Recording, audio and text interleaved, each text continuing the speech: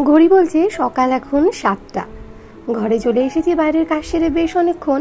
আর প্রথম কাজটাই তো এই যে আগে বাসনকোসনগুলো সমস্ত তুলে নেওয়া। এই বাসনগুলো যতক্ষণ না তুলতে পারি ততক্ষণ যেন মনে হয় যে কি যেন একটা এখানে মানে একটুখানি জায়গার মধ্যে সমস্ত কিছু কেমন কেমন হয়ে আছে। আসলে বাসনগুলো এইভাবে থাকলে না সত্যিই ভালো লাগে না। তো সকালবেলা উঠে না এই ঘরে এসে আগে আমি বাসনগুলো তুলে নিজের জায়গায় গুছিয়ে রেখে দিই, তারপর গ্যাসের স্ল্যাবটা পরিষ্কার করে নিয়ে চাটা বসিয়ে দিই। তো দেখো কত বাসন এখানে রয়েছে। তবে ঝুড়িটা বেশ বড় হওয়ায় আমার কিন্তু বেশ সুবিধা হয়েছে, অনেকগুলো বাসন একবারে আমার এখানে ধরে যায়। তো সমস্ত বাসনগুলো তুলে নিয়ে ঝুড়িটা ফাঁকা করে বাসনগুলো গুছিয়ে রেখে দিচ্ছি। গোছানো থাকুক, যখন যেমনটা লাগবে বের করে নেওয়া যাবে।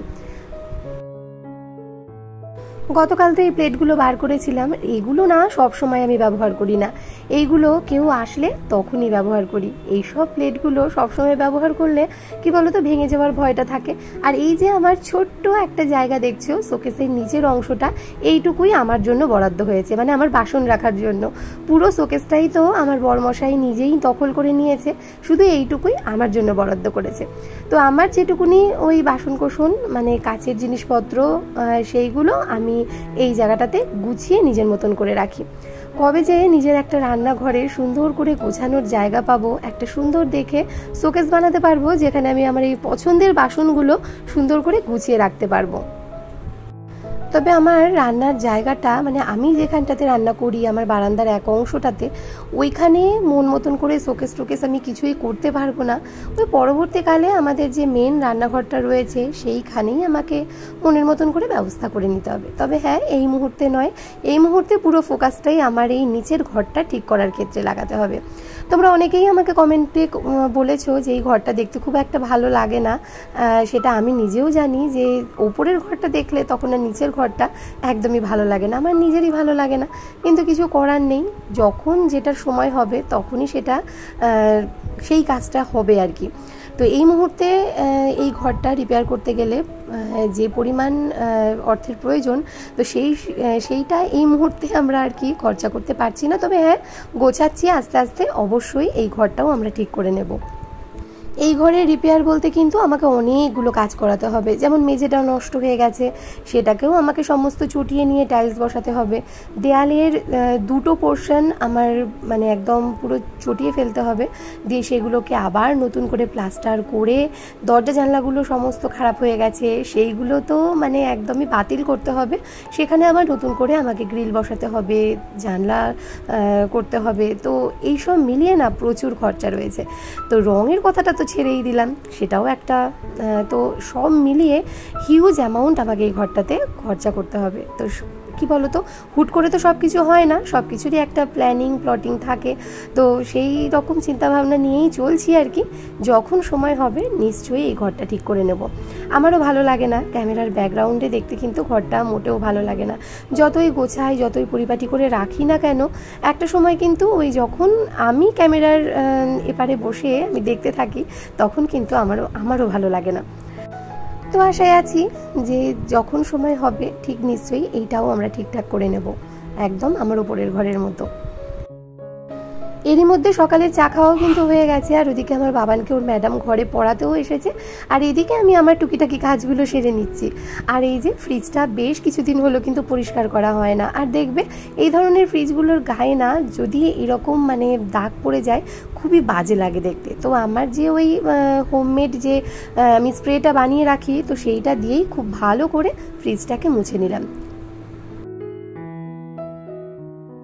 আজকেও সকালের দিকটা বেশ মেঘলা, হয়তো খানিক বাদেই বৃষ্টি নামতে পারে। তো এদিকে না লাইট না জ্বালিয়ে নিলে রান্নাঘরের কাজ কিছুতেই না করতে পারি না। বিশেষ করে অন্ধকারে একদমই তো ভিডিও শ্যুট করা যায় না, তো সেই কারণে আলো জ্বালিয়েই নিতে হয়। তো আজকে সকালবেলায় এদিকটাতে রুটির তরকারি ওই দেখো বাটিটাতে বসিয়ে দিয়েছি, আর বাবানের বাবার জন্য আজকে বসিয়ে দিলাম খিচুড়ি। ওই মুসুরির ডাল চাল দিয়ে যেমনটা করে থাকি আর কি, পেঁয়াজ রসুন কুচি দিয়ে, তো তেমনভাবেই বসিয়ে নিচ্ছি। শোকেসের এই মধ্যের অংশটাতে না আমি ওই হোমিওপ্যাথি যে ওষুধগুলো হয় শিশিতে করে যে সিরাপ টাইপের দেয়, সেইগুলো সমস্তই এক সাইডটায় রাখি। রিমোট থাকে, টুকিটাকি অনেক জিনিসই এই ওপরটাতে একটা পেপার পেতে রাখি। তো জানি না তোমাদের দাদা ভাই গতকাল রাত্রিবেলায় ওই কাশির ওষুধটা খেয়েছিল, আর ক্যাপটা হয়তো ঠিকঠাক করে আটকে দেয়নি, আর সেটা না গড়িয়ে গিয়ে এই অংশটাতে পুরো ওষুধ পড়ে গেছে। আর কি অবস্থা যে কি বলবো। তো সমস্তটা তো তুলে নিয়ে ভালো করে মুছে পরিষ্কার করলাম, দিয়ে ওই পেপারটা সরিয়ে নিয়ে আর একটা নতুন পেপার এই জায়গাটাতে আমি পেতে দিলাম।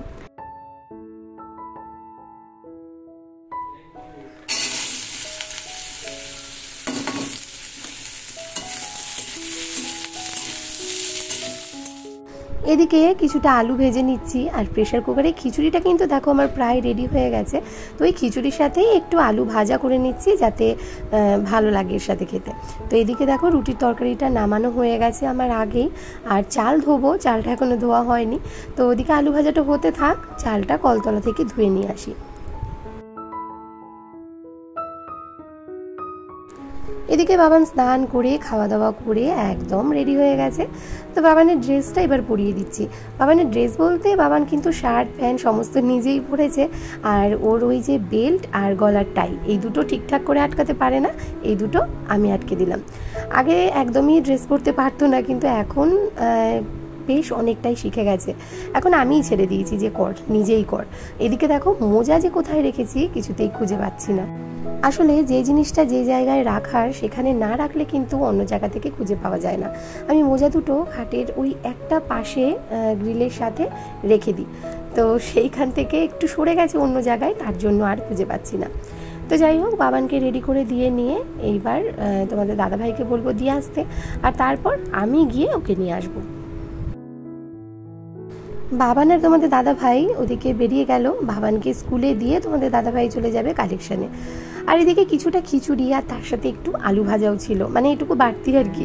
তো এইটুকু ভাবলাম রেখে না দিয়ে বরঞ্চ খেয়েই নিই। কী বলো তো, প্রেশার কুকারের খিচুড়ি বলো অথবা ভাত যদি রাখা হয় ঠান্ডা হয়ে গেলে কেমন যেন একটু রাবারের মতন হয়ে যায়, চিবোতে লাগে, খেতে ভালো লাগে না। সেই কারণে ভাবলাম গরম গরম যখন রয়েছে তাহলে দুটো খেয়েই নিই, খেয়ে পেট শান্তি করে তারপর বরঞ্চ বাকি কাজগুলো করা যাক। বাসন কোসন কিছুই মাজা হয়নি জানো তো, সবই কলতলায় পড়ে রয়েছে, সেগুলো সমস্ত করে নেব, তবে তার আগে খেয়ে নিই। আর কি কি রান্না বান্না হবে সেগুলো নিয়ে বরঞ্চ পরে আসছি। খাওয়া দাওয়া শেষে বাসন কোসন মেজে চলে এসেছি রান্না বান্না নিয়ে। আজকে সবজি কিছুই কুটিনি, আসলে এই চাল কুমড়োটা আমাদের পাশের বাড়ির থেকে দিয়ে গিয়েছিল। আর কি বলতো, যেহেতু দুর্গাপুজো এখনও হয়নি, দুর্গাপুজোর আগে কিন্তু আমাদের চাল কুমড়ো বাড়ির ছেলেরাই কাটে, আর যদি বাড়ির ছেলেরা এটা কেটে না দেয় তখন কিন্তু আমাদেরকে ওই খড় দিয়ে চাল কুমড়োটাকে কেটে নিতে হয়। তো তোমাদের কার কার বাড়িতে আমাদের বাড়ির মতন এইরকম নিয়ম রয়েছে কমেন্টে জানিও তো। তো চাল কুমড়োটা আজকে কিন্তু চিংড়ি মাছ দিয়ে রান্না করব। তোমাদের দাদাভাইকে বলেছিলাম কাজ থেকে ফেরার পথে একটু যেন চিংড়ি মাছ নিয়ে আসে, তো সেটা নিয়ে এসেছে, একদম বেশ ছোট ছোট চিংড়ি। এইরকম লাউ, চাল কুমড়ো অথবা পুঁই শাক এগুলোতে কিন্তু বড় চিংড়ি একদমই মানায় না। ছোট ছোট যে চিংড়িগুলো হয় নদীর চিংড়ি, সেইগুলো দিয়ে খেতে কিন্তু বেশ লাগে। তো যাই হোক, এদিকে চাল কুমড়োগুলো খোসা ছাড়িয়ে সুন্দর করে একদম ছোট ছোট করে কুচিয়ে নেব। তো এদিকে দেখো চাল কুমড়োটা আমার কিন্তু সুন্দর করে একদম কুচিয়ে নেওয়া হয়ে গেছে, একদম ধুয়েই কুচিয়ে রেখেছি। আর এদিকে ভাতে আলু সেদ্ধ দেবো, যেহেতু ডাল হবে সেই কারণে আলু সেদ্ধ দিয়ে নিলাম। আর এদিকটাতে চিংড়ি মাছটা এখনও ছাড়ানো হয়নি, মানে পরিষ্কার করা হয়নি। তো এখন চলো এটাকে কলপারে নিয়ে গিয়ে ভালো করে ধুয়ে নিয়ে আসি, ততক্ষণে ভাতটা ফুটে এসে যাবে। বাবান বলে গেছে যে তার জন্য কয়েকটা চিংড়ি যেন আমি ভেজে রেখে দিই, চাল কুমড়ো দিয়ে সে খেতেও পারে অথবা নাও খেতে পারে। তো ডাল দিয়ে আর এরকম চিংড়ি মাছ ভাজা দিয়ে সে আবার বেশ খেয়ে নেয়, তো তার জন্য আবার কটা চিংড়ি এরকম ভেজে তুলে রেখে দিচ্ছি। প্রত্যেকটি বাচ্চাদের ক্ষেত্রেই আমি এটা খেয়াল করেছি যে তারা কিন্তু চিংড়ি মাছটা খেতে ভীষণই ভালোবাসে। আমার বাবান সব মাছের থেকে চিংড়ি মাছটা বেশি ভালোবাসে, তবে আজকাল লোটে মাছটাও বেশ ভালোই খায়, সেটা তো ওর আবার ভীষণই প্রিয়। ইলিশ মাছটাও কিন্তু খায়, তবে সেটা যদি বড় সাইজের ইলিশ হয়। দুবার বেশ বড় সাইজের ইলিশ আমাদের দাদাভাই এনেছিল, আর তখন কিন্তু বেশ খেয়েছিল। ইদানিং আবার ওই রকম ছোট ছোট ইলিশ মাছ যেন সে আর খেতে চাইছে না। সবসময় কি আর বড় ইলিশ আনা যায় বলো? ইলিশ মাছের ছোট ছোট কাঁটাগুলোকে ভীষণই ভয় করে, যদিও আমি বলি যে আমি একটু বেছে দিচ্ছি তুই খা, তাও সে খেতে নারাজ। তার থেকে বরঞ্চ একটা ডিম সেদ্ধ দিলে তার যেন ভালো হয়। তো এদিকে দেখো ওর মাছগুলো তুলে নিয়ে তেলের মধ্যে দিয়ে নিয়েছি জিরে ফোড়ন, আর তারপর সমস্ত মাছগুলো এর মধ্যে ছেড়ে দিলাম। খুব বেশি ভাজবো না, চিংড়ি মাছ তো বেশি ভাজা লাগে না, অল্প একটু নাড়াচাড়া করে নিলাম। আর তারপর এর মধ্যে দিয়ে দেবো ওই কুচিয়ে রাখা চাল কুমড়ো। চাল কুমড়োটা দিয়ে নিয়ে নুন হলুদ সমস্ত দিয়ে নিলাম, দিয়ে এটাকে খুব ভালো করে নাড়াচাড়া করে মিশিয়ে তার মধ্যে দিয়ে দিচ্ছি চেরা কাঁচা লঙ্কা। আমি এখানে ওই 5-7টা মতো কাঁচা লঙ্কা দিয়েছি। লাউ চাল কুমড়ো এগুলো যদি ওই নারকেল দিয়ে করা যায় তখন মিষ্টিটা বেশি দিতে লাগে, ঝালটা কম দিলেই চলে। কিন্তু যখন মাছ দিয়ে করা হয় তখন কিন্তু ঝাল মিষ্টির পরিমাণ দুটোই সমান থাকলে তবেই ভালো লাগে। তো সেই কারণেই এখানে ওই 5-7টা মতো কাঁচা লঙ্কা আমি এর মধ্যে চিড়ে দিয়ে নিয়েছি। খুব ভালোভাবে মিশিয়ে নিয়ে এটাকে এখন ঢাকা চাপা দিয়ে হতে দেব বেশ খানিকক্ষণ। চাল কুমড়োটা আমার নামানো হয়ে গেছে, আর এদিকে দেখো মুসুরির ডাল সেদ্ধও বসিয়ে দিয়েছি। তবে আজকে সেদ্ধ ডাল রাখবো না, আজকে একটু ফোড়ন দিয়ে নেব।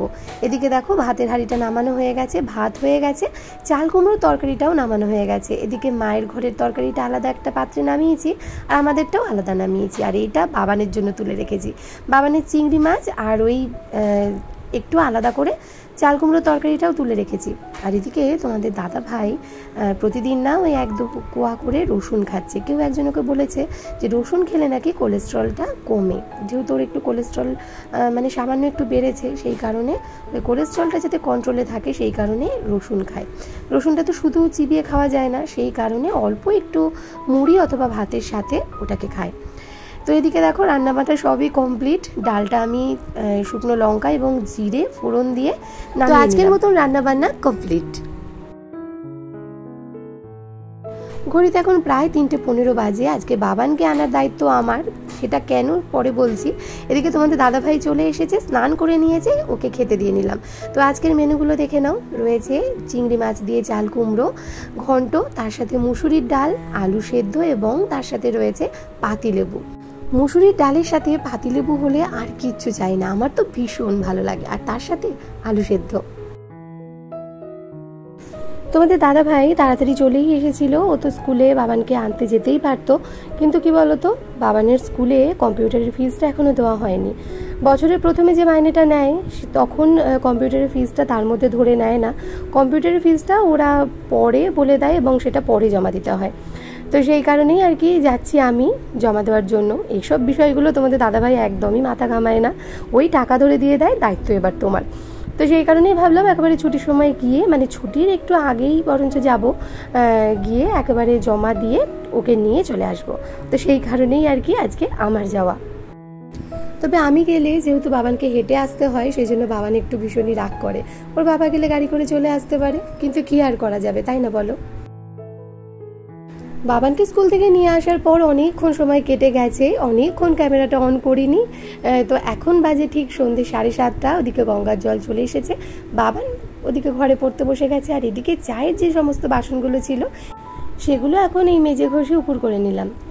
আর টুকিটাকি জামা কাপড়গুলো এদিক ওদিক রয়েছে, গামছা ছড়িয়ে ছিটিয়ে রয়েছে, তো সেইগুলো সমস্ত ভাঁজ করে গুছিয়ে নিচ্ছি। পরিপাটি থাকলে নিজের মনটাও কিন্তু বেশ ভালো লাগে, আর তার সাথে সাথে ঘরেও কিন্তু বেশ একটা পজিটিভিটি কাজ করে, তাই না। এখনো পর্যন্ত যারা আমার ভিডিওর সাথে রয়েছো, প্রথম থেকে আমার ভিডিও দেখছো, তাদেরকে জানাই অনেক ভালোবাসা। আর যারা নতুন রয়েছো, প্রতিদিন ভিডিও দেখছো অথচ কমেন্ট করা হয়ে ওঠে না, তাদেরকে বলবো যদি আমার ভিডিও তোমাদের ভালো লেগে থাকে তাহলে অবশ্যই একটা লাইক করে দিও।